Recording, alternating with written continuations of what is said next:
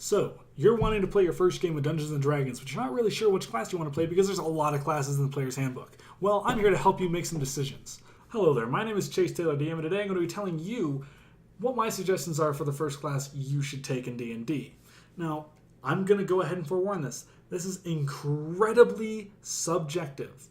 You can ask 100 different players the same question. They're going to give you 100 different answers as to what should your first class be, because everyone has their own opinions on which class they think is better, which one's best, which one's simplest, which one's easiest, which one's the most fun to play, and you're going to get a lot of different answers. But here are my I'm trying to be as objective as possible, but it is kind of still subjective, because these are the things I would go back in time and tell myself the first time that I played Dungeons & Dragons. So the first question that you're going to have to ask yourself is whether you want to use a sword or use magic. Now, I'm overgeneralizing by saying use a sword or use magic because there's a lot that comes in with both of them. But you have to ask yourself, do you want to be, fighting people in combat, shooting bows and stuff, or do you want to be kind of farther back and shooting some fireballs and lightning bolts at people? Whether or not you want to be in the fray of combat, or if you just want to be, I'm the guy who does all the magic stuff. And that is a very important first distinction. Each have their own advantages, but it is ultimately just personal flavor that you had to pick for yourself. The first class I'm going to be recommending to you today has to be the Ranger class, specifically the Hunter archetype, because I think that the Beastmaster archetype is a little bit underpowered, though it does have its benefits, and if you are one of those people who really wants like a giant cat or something following you around, you can do that, but I think Hunter's a little bit stronger when it comes to the game. You get a little bit more toys to play with as well.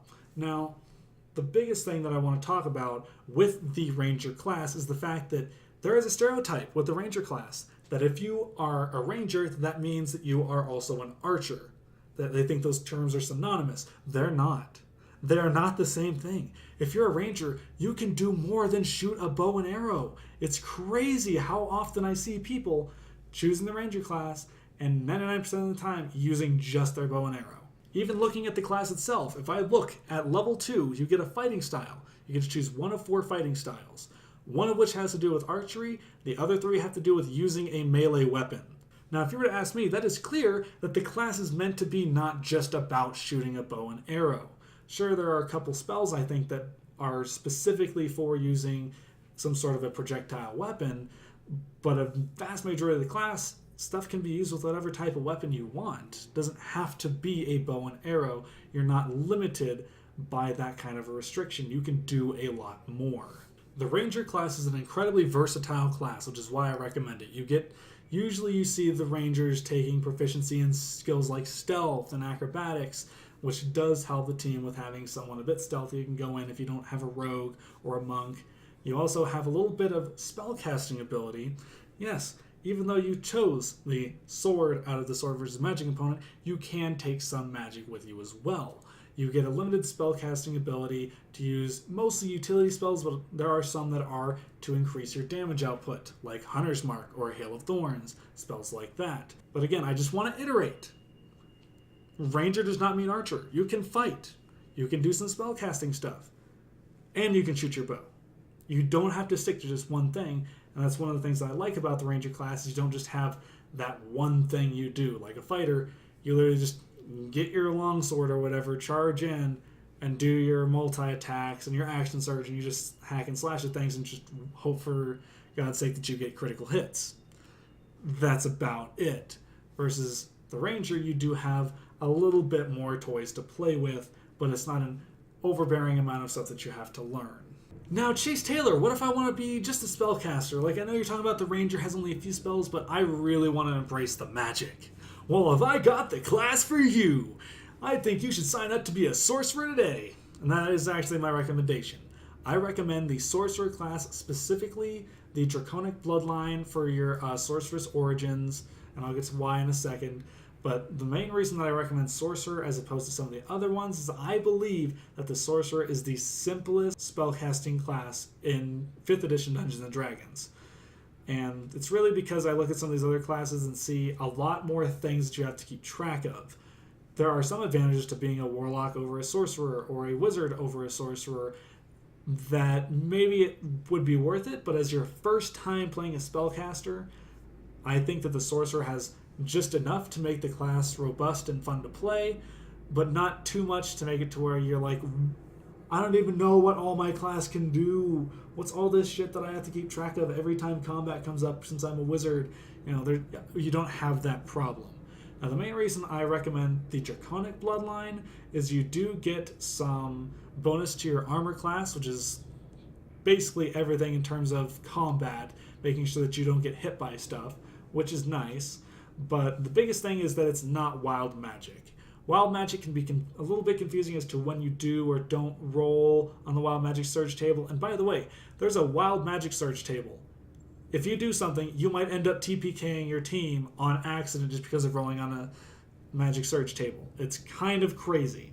So that is why I recommend the Draconic Bloodline over the Wild Magic Bloodline. It's a little bit safer to go with that road. Now, ultimately, I'm not your dungeon master. If you have questions about what you could play, what you should play, what options are available to you, because your dungeon master might have custom homebrew classes or different things that they could be using in their campaign that you'd want to take a look at. So I would definitely recommend to talk to your dungeon master about which class you should play first in Dungeons & Dragons, because they want to help. They've invited you to join their game, they want to play with you, and they don't want you to be confused and kind of be lost in the game and not enjoy it. They want you to enjoy this experience. This is Dungeons & Dragons. This is something fun for them, and it's also something that can be fun for you. Now, you may be wondering, what race am I supposed to be? Should I be an elf, a human, a dwarf, a halfling, a tiefling? Play whatever it is that you want to play. If you really like the idea of being an elf or a dwarf, go right for it. You don't have to play the most combat efficient thing to have fun in a role-playing game. Ultimately, Dungeons & Dragons is a game. The point is to have fun. Now, if you're wanting to be combat efficient, if you're a ranger, you want to have something that has a dexterity bonus, like an elf or a halfling, because it'll increase your damage potential as well as increase certain skills that are really beneficial for your class. If you're going to be a sorcerer, I recommend maybe a human variant, or a tiefling. Those are very common to see as sorcerers because you want something that gives you a charisma bonus, because that is your spellcasting ability as a sorcerer. But again, don't get me wrong. Play whatever it is you want to play. If you want to be a gnome barbarian, go right ahead. More power to you. It's not a good idea, but you can play whatever you want. It's all up to you, because this is ultimately a game where you get to be whoever you want to be. Now, the most important part about making your first character has nothing to do with the race that you choose, the class that you choose, any feats, features, nothing to do with that. It is making a backstory and role-playing your character. Because whenever I hear people tell stories about their adventures in D&D, they're not telling me about the one time that they rolled really high damage and killed that dragon. No, they're telling me stories about things that happened that had to do with their character. It's like, oh, the DM had this really intricate story that happened that involved my character's history, or was something funny that happened with them role-playing back and forth. Almost never do I ever hear, oh man, that natural 20 on that attack roll. No, it's always that natural 20 on that charisma check to convince this guy that I am totally supposed to be in this castle right now before I get the fuck out of here. It's always a hilarious story that has to deal with your character, never about combat. So make a character that you would have fun playing as. Maybe as your ranger, you play a Robin Hood type character who steals from the rich and gives to the poor. Make a story around that. Why do you do that? Was there like the baron of the estate that had wronged you and your family, and so now you get revenge against him by doing that type of stuff? Maybe you're a sorcerer who was a promising student, but then in a fit of rage destroyed your master's workshop or wizard's tower or whatever it is, and went off to explore the world on your own and to learn magic your way. Make whatever you want. Make your character interesting. Make him someone that you want to play, because ultimately this is a game. It's meant to have fun. So let's have fun together and play Dungeons & Dragons and roleplay together and have a great time. Well, that's it. That's all I have to talk about in this video, guys. If you enjoyed it or found it informative, please like the video. Tell me your experience in the comment section below. Tell me what your first class was whenever you played Dungeons & Dragons and whether or not you felt confused or really just enjoyed your class, or if you disagree with me and be like, no, the Paladin is the first class everyone should play, and this is why, blah, blah, blah, blah, blah. Go ahead, tell me in the comment section below. I'd love to have this discussion. Dungeons & Dragons is my favorite hobby. I'd love to talk about it with you guys anytime. Other than that, I have nothing left to say, so I'm going to go ahead and send you guys off. I'm not sure when I'm going to post my next video, hopefully soon. Other than that, Chase Taylor signing off.